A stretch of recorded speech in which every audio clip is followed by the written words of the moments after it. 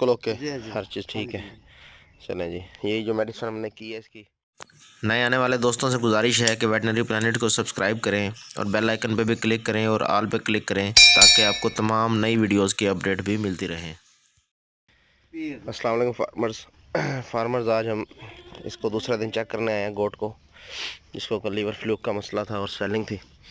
आप देख सकते हैं कि माशाल्लाह एक दिन की ट्रीटमेंट से इसकी ये नीचे की स्वेलिंग सारी उतर गई है और यहाँ पे थोड़ी सी मामूली सी ये जगह सिर्फ मामूली सी रह गई है इसको।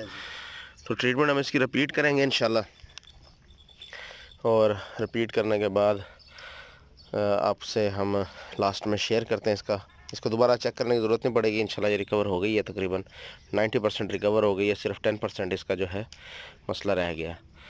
खावन भी बिल्कुल ओके, जी जी हर चीज़ हाँ ठीक है। जी। चलें जी, यही जो मेडिसिन हमने की है इसकी, ये मैं रिपीट भी कर रहा हूँ और ये लास्ट में स्लाइड शो के ज़रिए भी शेयर कर रहा हूँ। तो उम्मीद करता हूँ कि ये वीडियो आपको बहुत पसंद आई होगी। अल्लाह हाफिज़।